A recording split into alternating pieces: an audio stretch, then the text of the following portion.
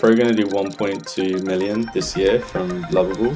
I'm here with Harry, OG Lovable user. We think we could probably take it to 10 million pretty easily. We built like an app for like a military contractor for the UK Ministry of Defence. All in Lovable, all in Lovable.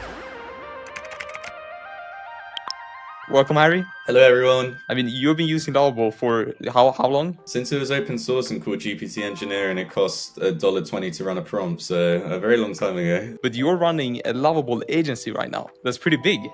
Tell me kind of your story, right? Like, have you always been into entrepreneurship? It's weird. It came really naturally, right? Like, just about everybody started using Lovable, and then everybody wanted to start building something with Lovable. It's been like crazy to actually like see how much demand there is for this as well. There's still not enough people doing it because you're in like this sort of place where there's huge demand and there's not a lot of people to do it, so just take opportunity from that. When I was 16, I made video games, decided to go to university in London, and whilst I was there I was doing an internship with one of the top Android development agencies at the time. Learned a lot about like delivering stuff to millions of users, not just a couple hundred. I decided to drop out of that agency. I moved back to my small countryside town in Devon, England, which is 20,000 people. I'd got all this confidence from working for this agency. Ended up freelancing, doing that for 4 or 5 years as a Webflow developer. Started working in the US 2 years ago as a consultant for building internal tools for enterprise companies. Worked with some really fun brands like Dude Wipes from the US. Stumbled upon Lovable and just started building with it, really, and started like collaborating with you guys, just like pushing the technology as far as I could. And then one day a client turned around and said, hey, we want to build a member portal. We basically showed him a prototype of something we built in Lovable within like, an hour or two. And he sent back us the meme of Fry from Futurama saying, shut up and take my money. And that was a real insight and like unlock for us, like, oh shit, Lovable is real. And like, there is a lot of value that people can get out of this. Needless to say, the client was super happy. And then it just suddenly snowballed where we were showing people we were building stuff in Lovable, or we were talking to people about stuff they were building in Lovable. And we found there was this real gap we could kind of help out in, where founders have really great ideas and they build a really great front-end UI, but maybe they don't know how to take a product to market or build the entire product. And that's where we kind of came in and started helping founders like put together these like ambitious projects and help them get to market and be like a really reliable tech team. It was just me at the beginning of the year, but now we're a team of 12. We're about to hire 5 more engineers, so we're going to be 17 people soon. And I think honestly, at the end of the year, closer to the end of the year, we might even look for outside investment to help grow the company further, because we're just seeing this growth curve that we want to just keep up with. So that's a really interesting story. I also heard, I remember I read like a LinkedIn post of yours, I think, that like there were some times in your life where you like didn't have everything figured out, right? Like where you were kind of struggling. Well, I think I lived for the first 5 years on like $1,500 a month. It was like a real grind. I was really burnt out from the job that I had in the agency in London. And the guy told me I'll never be a programmer. I thought, I'll never be a programmer. I'm just going to be a designer, and I'm going to go learn design and figure out how to make the really great looking websites. But I always wanted to go back to coding. I just really didn't enjoy it because it was a really laborious process and it would take forever to build something. But then when Lovable came along, it was like this super unlock where all of a sudden I didn't need to be extremely technical to put some of my ideas together into a web app, but also the freedom of just being able to prompt and build something rather than having to like use a UI and move margins and stuff like that. The struggling part for me was that I always really struggled to get like a good flow of clients coming in, sales, and that's like the lifeblood of any business. I really get what you're saying with like finding clients and like actually selling, because I could imagine that being the bottleneck in many of the people building with Lovable and even like agencies generally. Do you have any like advice on that? How do you find the clients? The thing that's worked for me over the last 2 years that I would highly recommend is that I focused on trying to give value before asking for money.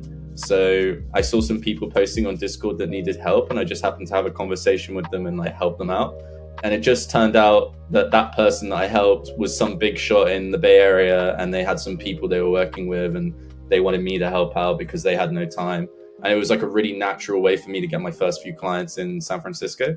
So like value-based, like if you can and you don't have any clients, like think about how you can help, whether that's like posting some tips online or even just going into a Discord community like I did and helping people like on the ground. I then learned about channel partners. So for anybody who doesn't know about what channel partner is, it's basically somebody you have an agreement with who will pass you clients. We're working with like a bunch of different channel partners, from people who are YouTubers, but maybe they don't want to do the development work, so they would rather just give us the leads and take a cut from it. And we just have a lot of these kind of partners that we're trying to build out, where we get them to pass us leads. Would you say there are any platforms where you can find the clients through? Or something that always helps is having a YouTube, like a small YouTube audience and a YouTube channel, and some content that's like done partly well. That was always a really cool like way to get into conversations with people. Because I did that every week and I tried to make a new video every week, it started getting me a little bit of traction where I was in front of people, or I could send them the YouTube videos like a bit of social proof, like, look, here I am, if you want to go check out who I am and watch what I do, go watch the video. And it builds that social proof before the sale.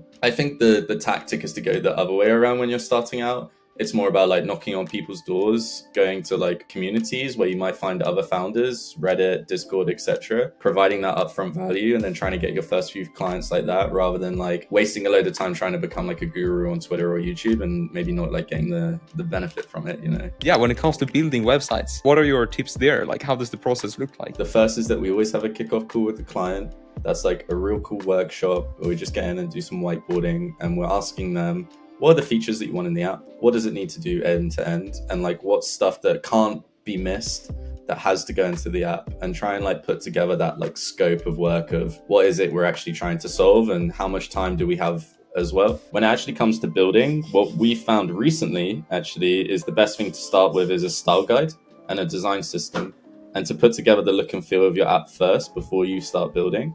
Because once you've done that, every time Lovable then goes to build another page, you can direct it to that style guide or design system you've made and say, hey, make sure when you're building this, like use these colors, these spacings, this button design, these card designs, etc. So it's a really great template for it to use, like to build these other pages. We're very much about speed. We skip all of the traditional development practices. Maybe we're going to do Figma designs at some point, but right now, like with the beauty of like Lovable and how good it is at design and putting stuff together, we can move a lot faster and not have to worry about some of these like more traditional methodologies. A lot of like the stuff that was done in the past, I think, is going to become more and more irrelevant as these tools get faster, but also change the workflows that we as developers and designers kind of follow day to day. It's quite fun because there's no YouTube video to tell you how to do this stuff, right? Like it's all brand new. Sometimes people get stuck when they're building their apps, right? They get an error which they don't know how to solve. Do you have any tips when it comes to getting stuck as your project increases in complexity? I think if we stay in the world of Lovable, it's like using chat mode is a really beast of a feature because it scans your code base and gets context of what you're trying to do. A lot of times people were in a rabbit hole and they don't realize that they can press the restore and refresh button to go back to when it was working. And there's a great concept that I learned from one of the guys from Y Combinator, where he's like, with vibe coding, you have this great ability to do a reroll. So rerolls in video games are like this ability to reroll and try another path and see if you can go in a different direction. Similar with vibe coding, like when you're stuck, maybe the best thing to do is restore back to the point where it was working and then try a different set of prompts to get to a different solution and see if you can get past that blocker you're on.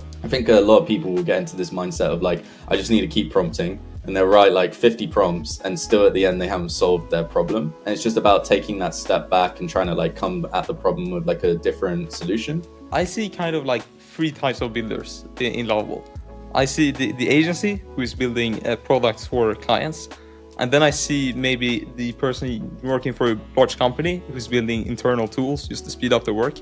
And then I also see the entrepreneur who I guess all of these are entrepreneurs, but the person building a product selling directly to consumers, like a SaaS. What do you think is like the approach which makes the most sense? Because I'm seeing where I'm seeing most of the money is from these agencies. It seems like the Lovable agencies are the ones making the most money. But if we're talking about money, like I know there's a lot of startup founders that are getting like seed funding or like their first round from having built their prototype in Lovable. So that's definitely one route. If you're like me and you're more of like a service-based industry guy and you make your money from that, I would say that agency is definitely viable as well. As we said at the beginning of this talk, like the industry is so like junior right now. It's just developing. It's not very mature. there's this like huge demand for people to help with other people's Lovable projects. There doesn't seem to be enough agencies or freelancers to like fill that void yet. So it's definitely a cool time to like start in this space because there's so much opportunity and so much like influx of new people trying it out. What is something that you have learned while building with Lovable? Is there anything that you're like surprised about? I think it's great at design. We always come back to Lovable because it's the best tool on the market for design, and it builds the best looking web apps and style guides, etc. And then I would just say I'm surprised at like how quickly the technology's moved. When I was using GPT Engineer as an open source project a year and a half ago, it really struggled to build anything that was like good. Similarly, when Lovable was just a front-end app and it didn't have any of these like connections to the back end and stuff, it was still really good at building like front ends and achieving like that small goal. And then once like the team started adding more features and building out more integrations to other platforms and stuff, it kind of became surprising how easy it was to build the full end-to-end product in Lovable without having to like touch the code at all. What is a challenge that you came across when like building out your agency or building with Lovable? Like what is the biggest challenge? To go from a solo freelancer to suddenly scaling a company was like a huge adaptation to get used to, and understanding that it's not just you doing the work anymore, but a team.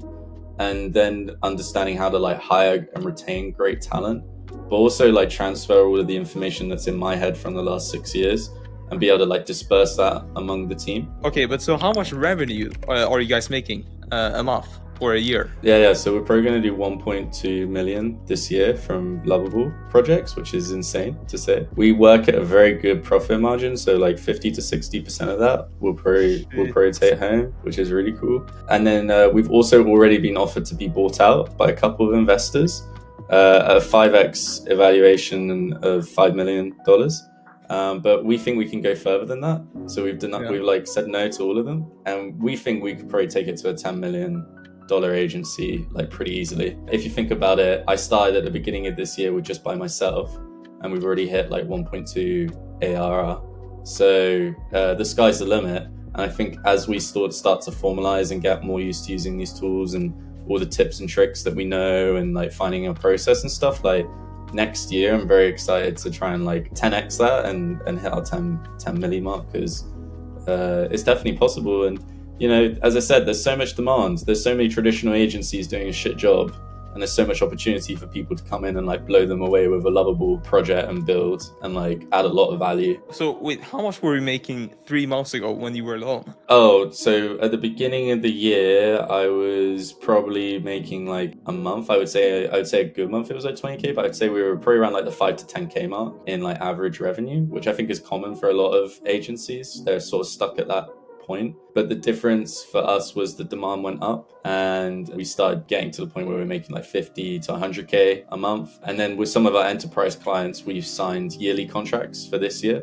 So we're guaranteed to work with them through the whole year. And that's obviously a bigger value because there's a yearly contract value to that, an annual contract value to it, rather than like a month by month. But the cool thing about technology, right, and the cool thing I find about building product is if you do a really good job and they like you and you've built a good product and they get traction, normally people don't really look for another tech team, because it's a hell of a process to like move from one team to another. So we really see ourselves as tech partners, and I think a lot of our clients will work with for the next 5 years on a month by month basis, and they'll never need to get rid of us because we'll still provide value, we'll still make changes to their platforms or their product. And your agency is a Lovable partner, right? So you're part of the official Lovable partners list. So if you are a user of Lovable, or if you used curious, you can go to Lovable and then /partners, and then you can actually hire an agency to finish your product. If you have already finished a lot of features, but you're struggling to get it to the end point, the end stage where you can actually publish it, and then you can hire like an agency to do that. Harry's agency, Imaginary Space, is part of that, and also Cream Digital and a lot of these other popular agencies. If you yourself have an agency, then you can also become a partner